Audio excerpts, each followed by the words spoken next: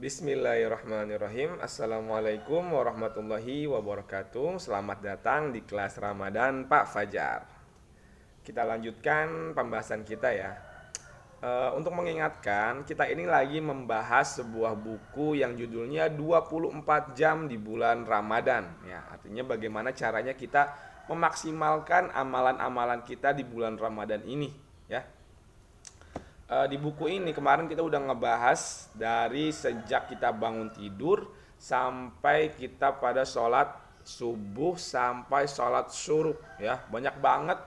Itu baru dari bangun tidur sampai syuruk atau terbit matahari ya, itu udah banyak banget pahala yang bisa kita dapat.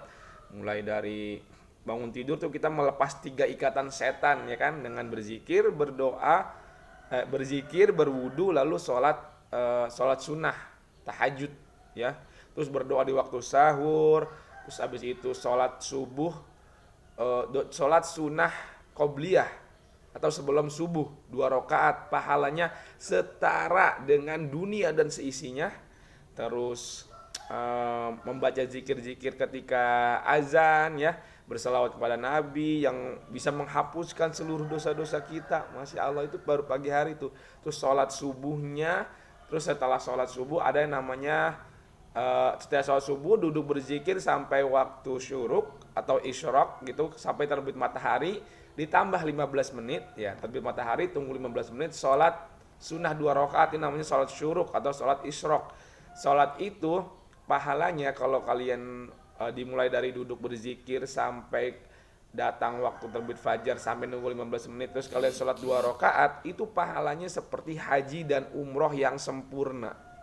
Masya Allah, itu baru dari bangun tidur sampai waktu terbit matahari, udah sebanyak itu pahalanya ya. Nah sekarang kita lanjut lagi nih. Dan tentunya ya, amalan-amalan itu, amalan-amalan tadi Bapak yang sebelumnya, di video sebelumnya Bapak sebutkan itu adalah amalan umum ya, di luar bulan Ramadan. Nah, berarti ketika di bulan Ramadan pahalanya itu berkali-kali lipat ya. Pahalanya berkali-kali lipat karena di bulan Ramadan ini setiap amalan itu dilipat gandakan. Amalan-amalan yang wajib berlipat-lipat pahalanya, amalan yang sunnah berlipat-lipat pahalanya, ya kan? Jadi hadis-hadis yang atau keterangan-keterangan dari agama Islam ini dari Allah dan Rasulnya berupa hadis dan ayat-ayat Al-Quran yang Bapak sampaikan, itu secara umum memang seperti itu di luar bulan Ramadan. Artinya di bulan Ramadan pahalanya lebih banyak lagi. Kalau 2 rakaat sebelum subuh itu pahalanya seperti dunia dan seisinya, di bulan lain, di bulan Ramadan berarti mungkin 10 kali dunia dan 10 isinya. Masya Allah, banyak banget kan. Kalau misalnya di bulan lain duduk sholat syuruk dengan rentetan kegiatannya itu setara dengan ibadah haji dan umroh, berarti mungkin di bulan Ramadan pahalanya setara dengan 10 kali atau lebih haji dan umroh, atau lebih dari itu kan, karena bulan Ramadan ini dilipat gandakan. Sedangkan hadis-hadis, keterangan-keterangan yang Bapak bacakan itu adalah umum. Di bulan-bulan lain memang pahalanya seperti itu, artinya di bulan Ramadan, Masya Allah, makanya kata Rasulullah, kata ulama-ulama kita gitu, kata orang-orang pintar di agama kita ini, di agama Islam, kalau orang itu di bulan Ramadan tidak bisa mendapatkan ampunan Allah, maka udah nggak di bulan lain, apalagi di bulan lain gitu ya. Di bulan Ramadan nggak bisa dapat ampunan Allah, apalagi di bulan lain lebih susah lagi. Sedangkan di bulan Ramadan ini setan dibelenggu ya, ada penyeru-penyeru yang menyuruh kepada kebaikan, baik dari kalangan malaikat banyak mungkin ya, terus dari kalangan manusia pendakwah banyak di bulan ini. Yang maksiat mikir-mikir lagi, menampakkan dirinya, menampakkan kemaksiatannya. Di bulan yang udah disetting buat ibadah ini kita nggak bisa ibadah, nggak bisa dapat ampunan Allah, apalagi di bulan lain. Ibaratnya kamu melihat seekor ayam mati di dalam gudang beras, seekor ayam kelaparan di dalam gudang beras. Ya kalau lapar makan apa ya orang di dalam gudang beras, masa keluar dari gudang beras kelaparan, kan aneh kan ayam yang kayak gitu. Sama kayak kita nih, kita dikelilingi oleh menu-menu Ramadan nih, menu-menu pahala yang banyak, Tapi kalau selesai Ramadan kita nggak dapat pahala, nggak dapat ampunan, ngapain aja gitu kan. Sedangkan sekecil-kecilnya amalan sekedar zikir, pahalanya udah berlimpah-limpah. Makanya kita harus semangat dalam beribadah di bulan ini, karena sekecil-kecilnya amalan itu dapat pahala yang berlimpah-limpah. Oke, sekarang kita masuk ke aktivitas di waktu pagi. Ya, tadi kan dari kemarin-kemarin itu dari bangun tidur sampai syuruk, sampai waktu terbit matahari. Nah, sekarang di waktu paginya kita bisa ngapain aja ya? Oke, yang pertama sejak terbit fajar subuh tadi, terus menjalankan rukun dan tidak melakukan pembatal-pembatal puasa. Nah, karena kita pembahasannya tentang bulan puasa 24 jam di bulan Ramadan. Nah, berarti setelah kita tadi udah sahur, udah sholat subuh, udah tunggu waktu terbit fajar. Nah, setelah itu yang harus kita lakukan adalah menjalankan rukun-rukun puasa dan tidak melakukan yang membatalkan puasa. Rukun puasa itu apa aja? Nih, kalian catat ya, catat. Nih, ingat kata Imam Syafi'i, ilmu itu seperti gembala. Kalau nggak diikat kabur, kalau nggak diikat kabur. Ya, makanya makanya ikatlah ilmu itu dengan mencatat. Nih, ikat nih gembala kamu nih ya. Kambing kamu ikat nih, sapi kamu, onta kamu ikat dengan mencatat. Oke. Yang pertama nih, rukun puasa adalah berniat puasa ya. Dan niatnya ini harus sudah dilakukan ketika malam harinya. Ada yang berpendapat niat itu harus diucapkan. Nawaitu shauma ghadin an ada'i fardhi syahri ramadhana haji sanati lillahi taala. Ada yang berpendapat kamu bangun sahur itu kamu udah niat, karena niat itu adanya di hati dan ditunjukkan dengan perbuatan. Kalau kamu udah bangun sahur, ya niatnya kalau sahur mau ngapain lagi kan kalau bukan puasa ya.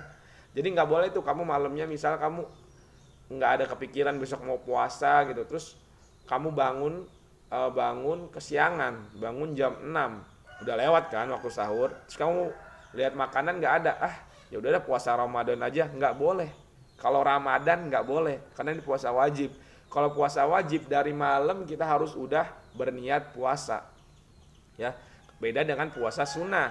Karena Rasulullah pernah ketika bangun tidur, ketika pagi hari, Rasulullah pasti bangunnya malam ya. Rasulullah bangun malam melakukan ibadah-ibadah sampai waktu siang gitu, sampai waktu terbit matahari. Rasulullah memang nggak bangun siang, ya nggak bangun siang Rasulullah. Pernah sekali sih bangun, ketika Rasulullah pernah tuh sekali bangun kesiangan. Kalau yang dilakukan Rasulullah adalah Rasulullah ketika bangun kesiangan, Rasulullah sholat sunnah 2 rakaat sebelum subuh. Nah, jadi ketika kesiangan, Rasulullah tetap sholat 2 rakaat sebelum subuh. Saking mungkin besarnya perhatian Rasulullah pada sholat sunnah ini nih. Sampai bangun kesiangan, sholat sunnah subuh 2 rakaat, lalu sholat subuhnya, sholat wajib subuhnya 2 rakaat. Ya, jadi kalau kamu kesiangan, itu bukannya kesiangan udah nggak bisa sholat subuh. Enggak, kalau kesiangan beneran mah boleh sholat subuh. Kamu kesiangan bangun jam 8, emang beneran jam 8, enggak kamu bangun maghrib, kamu bangun dengar azan, nah tidur lagi, tahu-tahu bangun lagi jam 9, itu enggak kesiangan, itu mah males ya. Jadi kalau bener-bener kamu blank gitu kan, bener-bener kamu pules banget tidurnya, capek banget, bangun-bangun tahu-tahu jam 8, jam 9, nggak apa-apa, saat kamu bangun sholat subuh ya. Jadi nggak ada alasan meninggalkan sholat subuh, nggak ada alasan kesiangan pak, tetap harus sholat subuh ya. Oke, tadi tuh berniat puasa di malam harinya di bulan Ramadan. Kalau Ramadan ya harus berniat.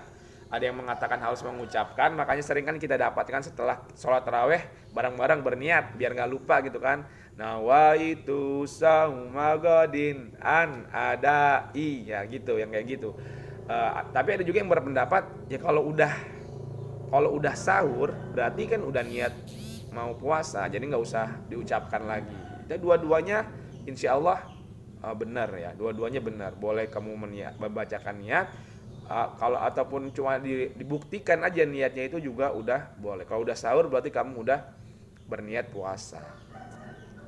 Terus rukun yang pertama tadi niat puasa. Rukun yang kedua menahan diri dari segala pembatal, mulai dari terbit fajar, subuh hingga tenggelamnya matahari. Apa aja pembatal-pembatal puasa?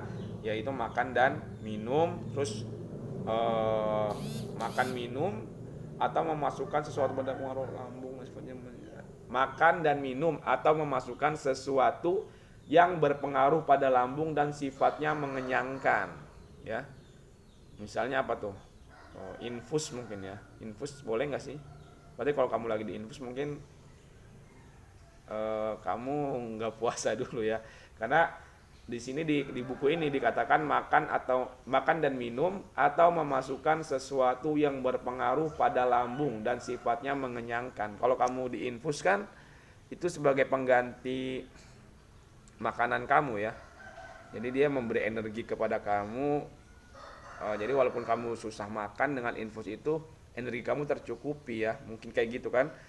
Nah, berarti kalau lagi puasa nggak boleh tuh diinfus. Saya nggak makan nggak minum tapi infus aja. Kamu kan nggak sakit, nggak apa-apa, biar nggak lapar aja. Nah itu berarti nggak boleh, tetap nggak boleh. Kecuali mungkin kalau sakit ya. Wallahu alam sih, nanti bisa kita pelajari lagi nih untuk masalah infus. Kalau yang sakit, apakah kalau diinfus itu batal atau enggak ya? Bapak masih belum terlalu paham. Nanti kita cari lagi bersama-sama. Oke, yang kedua, muntah dengan sengaja. Ada nggak tuh muntah dengan sengaja? Pokoknya kalau kamu muntah, disengajain muntah, batal. Tapi kalau tidak sengaja muntahnya, kita emang nggak berniat mau muntah, tapi kadang melihat sesuatu yang menjijikan misalnya, terus kita muntah, atau mencium bau yang bau banget gitu kan, terus kita muntah, itu nggak batal. Terus untuk suami istri yang udah menikah, berhubungan suami istri dengan sengaja. Emang ada ya berhubungan suami istri yang nggak sengaja gitu? Ya, setengah sengaja. Pokoknya kalau sengaja berhubungan, ada sih yang nggak sengaja, mungkin lupa. Ya, sama kayak makan dan minum.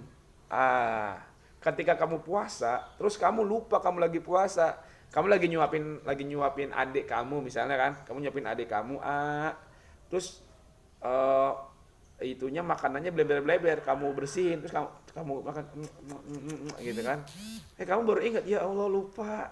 Nah itu nggak batal karena kamu lupa, karena nggak sengaja ya. Mungkin sama ya, berhubungan suami istri nggak sengaja gitu, atau lupa gitu kan, lupa ini lagi bulan Ramadan gitu, lagi bulan Ramadan malah berhubungan, terus ingat-ingat pas sudah selesai, ya berarti dia kalau nggak sengaja, nggak lupa, karena lupa tidak batal gitu ya. Tapi kalau disengaja, udah tahu puasa tetap aja kan, nah itu batal. Yang kedua, yang keempat, eh, datang bulan atau haid dan nifas ya. Datang bulan untuk perempuan ya, datang bulan. Ada nggak nih di antara murid-murid Bapak yang udah datang bulan kelas 5? Ya kalau ada, nggak apa-apa sih, wajar-wajar aja. Bapak juga sering bertemu murid-murid Bapak yang kelas 5, kelas 6 sudah datang bulan. Ya berarti kalau kamu sedang datang bulan, kamu nggak boleh berpuasa. Terus yang terakhir yang membatalkan puasa adalah gila dan murtad. Gila artinya hilang kesadaran gitu ya. Ya orang gila gitu. Ketika kamu gila, kamu nggak harus berpuasa. Jadi kalau kamu lihat ada orang nggak puasa, dia kelihatannya sehat tapi nggak puasa, ya mungkin dia gila kali ya. Kamu lihat orang gila kan, orang gila di jalan. Tapi jangan kamu lihat ada orang nggak puasa, wah gila ya, gila ya. Nggak begitu, nggak begitu. Mungkin dalam hati aja, oh mungkin husnuzon. Kalau orang yang kita nggak kenal gitu, ada orang pinggir jalan makan apa itu, pakaiannya lusuh mungkin ya, atau acak-acakan, atau nggak wajar pakaiannya, terus dia makan, wah dia nih nggak puasa. Nah, kamu harus husnujon dulu. Barangkali dia orang gila ya kan, atau barangkali dia bukan orang Islam kan. Yang wajib puasa orang Islam aja kan. Kita tuh harus husnuzon ya. Husnuzon itu susah loh ternyata, berprasangka baik itu susah, karena kita tuh dididik sinetron. Didik sinetron, apa-apa tuh, oh jangan-jangan dia mau apa. Waspada perlu tentunya, dengan memperhatikan ciri-ciri yang mengarah kepada sesuatu yang mungkin buruk gitu ya. Ada orang mengendap-endap pakai topeng, bawa TV, ngendap, terus kita lihat, oh husnujon, mungkin banyak debu kali, dia pakai ninja. Ini mau servis TV kali, tapi yang nggak jam 12 malam juga kali ya kan. Itu mungkin maling, itu jangan husnudzon. Tangkep, laporin yang berwajib. Husnudzon itu kalau nggak ada ciri-ciri kejahatan, nggak ada apa-apa, ada orang lewat naik mobil gitu, langsung dalam hati kita, wah pasti sombong banget sih. Padahal dia nggak sombong, dia lewat doang. Sombong banget. Cuman mobil boleh korupsi gitu. Masya Allah. Padahal kita nggak tahu itu mobil dari mana. Siapa tahu itu dari rezeki yang halal kan. Nah itu tuh kita kebanyakan sih diajarin julid dari sinetron sih ya. Ya dari lingkungan lah, dari lingkungan gitu ya. Makanya kita harus biasakan husnuzon, sangka baik ya. Ketika tidak ada keburukan pada seseorang, jangan dibikin-bikin, jangan dikarang-karang ya. Kalau kelihatan sudah jelas keburukannya, maka jangan tangani sendiri, diserahkan kepada yang berwajib ya. Jadi gila tadi, gila dan murtad. Apa itu murtad? Murtad artinya keluar dari agama Islam. Jadi orang-orang yang tidak beragama Islam atau yang keluar dari Islam, dia tidak berpuasa ya, batal puasanya. Oke. Jadi ada 6 pembatal puasa tadi: makan dan minum, muntah dengan sengaja, hubungan suami istri, terus datang bulan, gila dan murtad ya. Oke, selanjutnya saat puasa meninggalkan hal-hal yang diharamkan, yaitu berdusta, gibah, namimah, memandang wanita yang tidak halal, dan mendengarkan musik. Nah tuh, apakah kalian sudah meninggalkan ini semua? Coba ya kita lihat penjelasannya. Dari Abu Hurairah radhiyallahu anhu, Rasulullah sallallahu alaihi wasallam bersabda yang artinya, barang siapa yang tidak meninggalkan perkataan dusta malah mengamalkannya, maka Allah tidak butuh dari rasa lapar dan haus yang dia tahan ya. Artinya siapa orang yang tidak meninggalkan dusta, bohong, malah membohongi, malah melakukan kebohongan, Allah nggak butuh dengan puasanya, nggak butuh dari rasa lapar dan haus yang dia tahan. Artinya nggak butuh dari puasa dia ya. Allah nggak butuh. Artinya puasa kita sia-sia buat siapa yang perkataan dusta atau ngebohong. Sering nggak kita sih bohong? Bohong juga sih kebanyakan dari kita ya. Udah kebiasaan sih ya, kebiasaan bohong. Jadinya spontan aja gitu ngebohong. Ya, misalnya apa ya? Ya gitulah. Saya sering ngebohong. Misal ditanya apa ya misalnya ya? Misalnya nih, kalau bapak tanya, kamu udah ngerjain tugasnya belum? Udah pak, tapi ntar kirimnya. Udah ntar dikirimnya, ntar aja, nunggu ya satu lagi belum selesai misalnya gitu. Padahal belum ngerjain tugas, bohong. Terbiasa bohong, gimana lagi ya?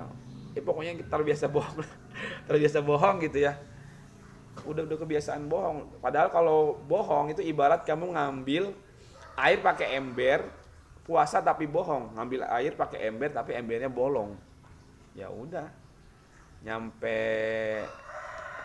dalam waktu nggak lama airnya kosong lagi, puasanya kosong lagi, karena kamu selalu berbohong ya. Bapak pernah dengar sih ada ustadz kita, ulama kita yang mengatakan, biasakan jujur meskipun di depan kamu itu ada kehancuran. Meskipun, wah kalau saya jujur, kamu lagi jalan mecahin piring, kimbrang, pecah piringnya. Terus kamu takut kan, terus ditanya sama orang tua kamu, ini siapa yang mecahin piring? Kamu udah lihat orang tua kamu tuh udah, siapa yang mecahin piring? udah marah banget, udah kesel banget, mukanya udah merah. Udah nafsu, siapa nih yang mecahin piring? Atau siapa nih yang ngilangin tupperware mama? Waduh, siapa nih yang ngilangin tupperware? Udah kesel banget sama kamu, kan udah tolak pinggang. Siapa? Padahal itu kan kamu tahu itu kamu. Nah kamu ya udah sih, jujurlah gitu, berkata jujurlah kamu, walaupun kamu lihat di depan kamu itu ada kehancuran, ada kemarahan mamah kamu tuh. Ya udah bismillah. Iya mas, saya jujur. Saya yang ngilangin. Tadi bawa ke sekolah lupa, pulangnya nggak dibawa, pas dicek udah nggak ada. Nah, begitu ya, apakah sudah pasti kamu akan dimarahin? Ya belum tentu juga sih, bisa jadi iya, bisa jadi enggak. Kalaupun iya, ya itu adalah konsekuensi dari kesalahan kamu ya.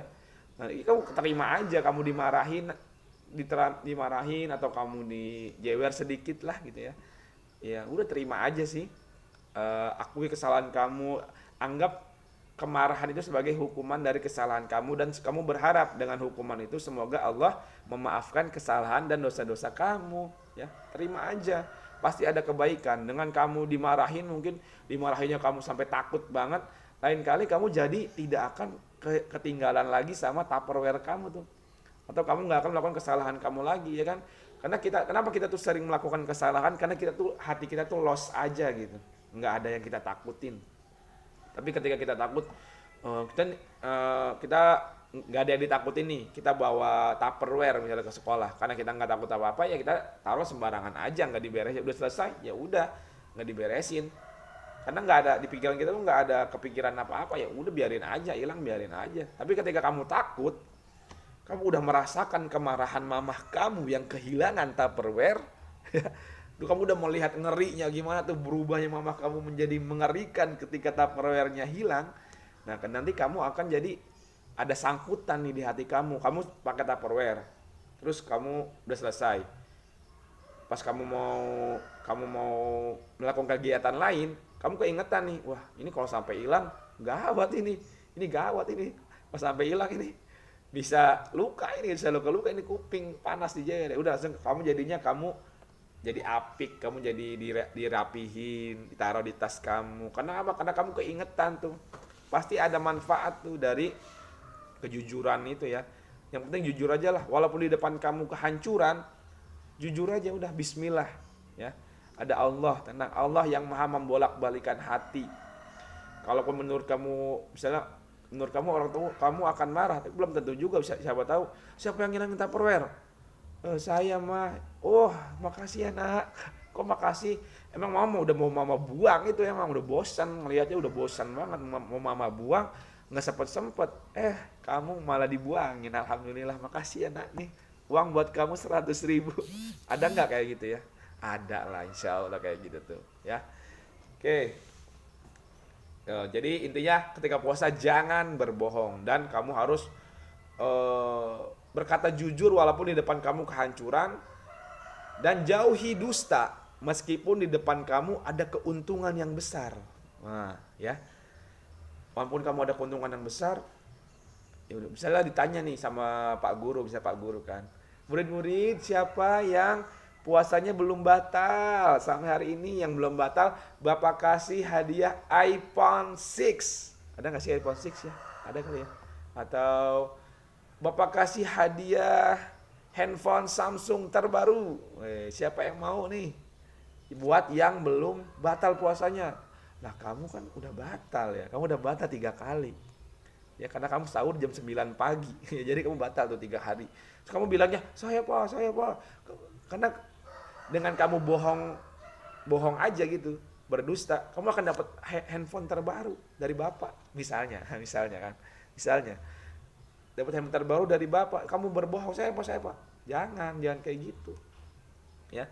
Jauhilah dusta meskipun di depan kamu itu ada keuntungan. Kenapa? Karena dusta ini kalau jadi kebiasaan, orang akan hilang kepercayaan kepada kamu. Nanti di dalam hidup kamu, salah satu hal terpenting adalah kepercayaan. Kalau orang udah hilang percaya sama kamu, apapun yang kamu lakukan gak akan berkah. Lebih dari itu, apapun yang kamu lakukan tidak akan ada yang percaya. Ya, gak akan ada yang percaya kecuali mungkin setelah kematian kamu. Kenapa? Karena kamu udah di dalam kubur. Oh iya bener, berarti dia mati. Bener, udah mati. Ada kuburannya soalnya. Jadi setelah selain itu gak percaya. Ya, kamu mau jualan, misal kamu jualan pakaian, ini jualan pakaian, dibeli pak, dibeli bu, bagus. Pembohong, gak percaya. Pas saya jualan makanan enak, halal, bahannya higienis, bersih, pembohong dia mah, gak percaya, gak ada yang beli kan. Kepercayaan itu adalah sesuatu yang mahal, dan dia nggak bisa dibeli kecuali dengan kejujuran ya. Makanya jangan kamu biasakan kebohongan ya. Dan kebohongan itu selalu melahirkan kebohongan yang lain ya. Kamu ditanya, kamu nggak puasa, ditanya sama mama kamu, adek, adek puasa nggak? Puasa bu, alhamdulillah gitu. Oh betul, bohong satu tuh, padahal dia nggak puasa. Tadi sahurnya pakai apa dek? Tadi sahurnya pakai telur mah, padahal nggak sahur. Yang kedua, oh udah minum vitamin belum? Kalau udah jangan lupa waktu sahur tadi kamu minumnya minum apa? Oh tadi sahur minumnya minum minum es jus mah, padahal nggak sahur, dua tiga kali bohong. Oh ya udah, nanti buka puasa mau makan pakai apa? Buka puasanya sate ayam aja deh mah. Padahal dia nggak puasa dan pasti dia nggak ada yang namanya berbuka puasa, dia kan nggak puasa. Bohong lagi yang keempat dan seterusnya. Namanya bohong akan melahirkan kebohongan dan setiap satu kebohongan udah ada dosanya. Nambah lagi kebohongan lain, nambah dosanya, nambah dosa. Dan dosa itu seperti yang kamu tahu, tidaklah dosa itu ada kecuali dia akan mengundang yang namanya musibah, ya. Ya. Makanya orang tua kita tuh pintar ya. Setiap ada kesusahan apa pasti nyeletuknya gitu, nyeletuknya. Kenapa nyeletuk? Karena spontan. Misalnya kamu lagi jalan kakinya kepaduk, astagfirullahaladzim. Terus kamu kepleset, astagfirullahaladzim. Terus anak kamu ngelihat adik kamu jatuh misalnya, astagfirullahaladzim. Atau orang tua melihat anaknya jatuh dari sepeda, astagfirullahaladzim anak gua katanya. Kenapa nyeletuknya astagfirullahaladzim? Karena setiap kesusahan, sekecil-kecilnya kesusahan itu diundang sama dosa. Dan ngilangin dosa gimana? Istighfar, astagfirullahaladzim. Makanya orang tua kita dulu apa-apa tuh kalau ada kaget dikit, astagfirullahaladzim. Ya kan? Kayak gitu tuh. Maka untuk menghilangkan dosa supaya masalah nggak bertambah-tambah. Oke.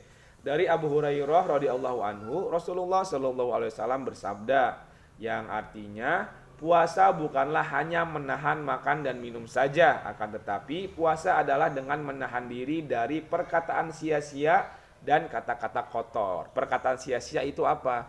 Yaitu perkataan yang tidak mendatangkan pahala. Ya. Dan perkataan yang kotor, kata-kata yang menyakiti hati orang, kata-kata yang jorok gitu ya. Perkataan sia-sia ini sebagian ulama mengartikannya dengan nyanyian. Wah, gimana tuh? Nyanyian. Perkataan yang sia-sia itu adalah nyanyian. Ya, misalnya kamu dengan berzikir la ilaha illallah wahdahu la syarikalah lahul mulku wa lahul hamdu wa huwa ala kulli syai'in qadir. Nah, kamu tuh seperti mendapatkan pahala apa tuh? Seperti membebaskan budak atau dan semacamnya gitu. Kamu dapat pahala yang besar ketika kamu mengucapkan itu. Atau kamu mengatakan la ilaha illallah Muhammadar Rasulullah. Kalimat ini lebih berat timbangannya di sisi Allah daripada dunia dan seisinya. Nah, itu kan bermanfaat ya bagi dunia dan akhirat kamu.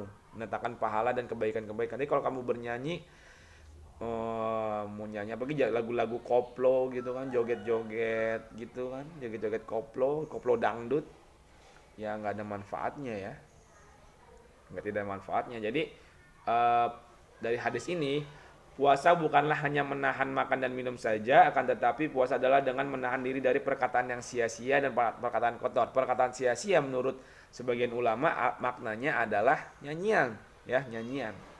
Oh tentu saja ada perbedaan pendapat tentang lagu yang islami. Tapi lagu-lagu yang non islami yang tidak mengajak kepada kebaikan, semua ulama sepakat untuk ditinggalkan ya. Ada ulama yang mengatakan nyanyian adalah panah dari panah-panah setan. Siapa yang terkena panah itu maka dia akan menancap dalam di hatinya dan akan susah hilangnya. Makanya kita sering mudah sekali kan mengingat yang namanya nyanyian. Saking ingatnya ketika sholat itu terngiang-ngiang tuh, terngiang-ngiang ya. Apalagi kamu yang sering main TikTok, coba deh main TikTok dicampur joget.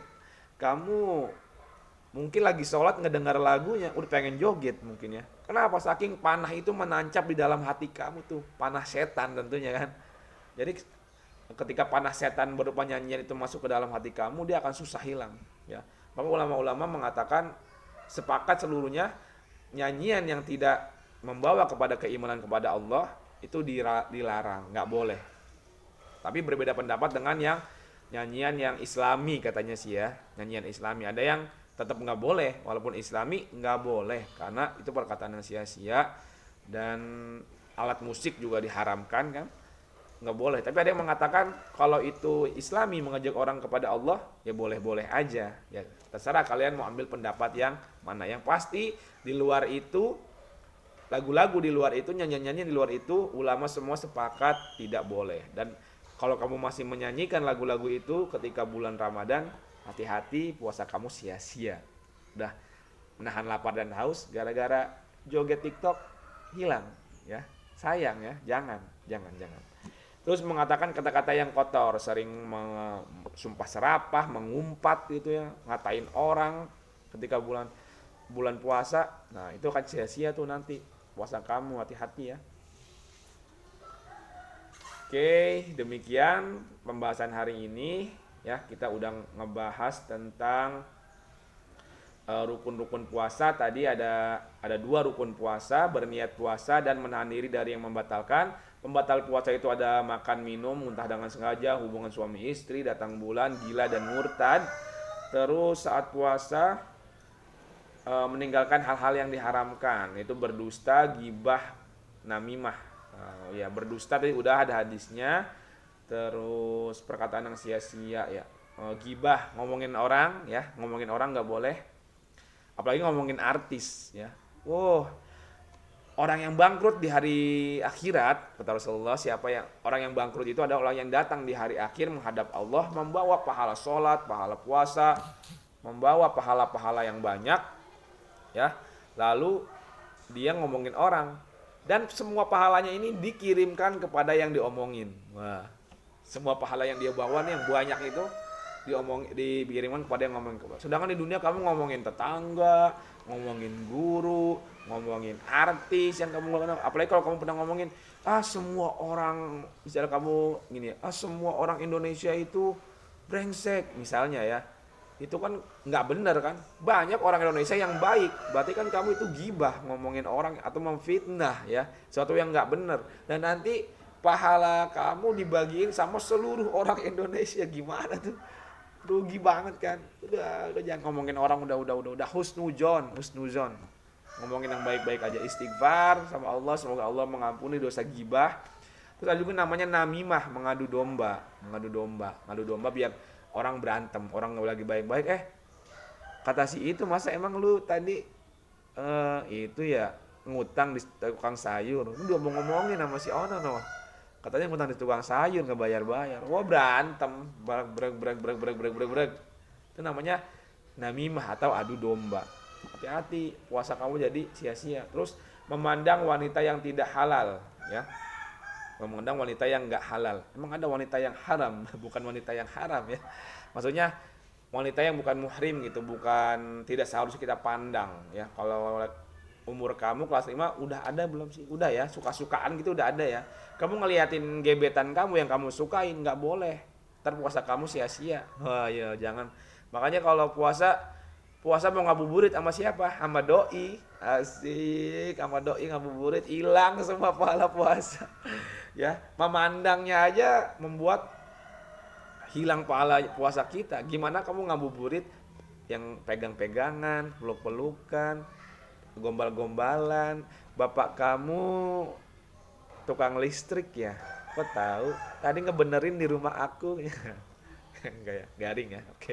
Ya pokoknya kayak gitu ya. Nggak boleh memandang yang tidak halal, wanita yang nggak halal. Yang halal tuh siapa? Kamu pandang tuh ibu kamu ya. Kamu pandang tuh ibu kamu udah, ya Allah, udah ada kerutan-kerutannya di wajahnya, udah tua, ngurusin kamu dari dulu, capek ngurusin kamu. Kok kamu nggak sadar-sadar? Ya kok kamu, ya kamu lihat, pandang wajah orang tua kamu, ada bekas-bekas kelelahan di wajah orang tua kamu. Ya Allah, itu orang tua saya, ya Allah, udah tua sekarang ya Allah, tapi saya belum bisa membahagiakan dia. Ya Allah, tolong ya Allah, jadikan saya anak yang berbakti ya Allah, jadikan saya anak yang menyenangkan dia ya Allah. Tuh pandang orang tua jadi pahala ya, jadi pembersih hati memandang wajah orang tua ya. Atau kamu pandang wajah saudara kamu pandang wajah kakak kamu, adik kamu, wanita-wanita yang halal tuh ya, itu halal buat kamu tuh, saudara-saudara kamu pandang, kamu harapkan kebaikan untuk mereka, itu halal tuh insya Allah. Terus yang terakhir dan mendengarkan musik tadi ya, mendengarkan musik tadi ya udah ada. penjelasannya yaitu perkataan yang sia-sia ya. Salah satu perkataan sia-sia itu adalah contohnya musik ya, musik-musik yang ada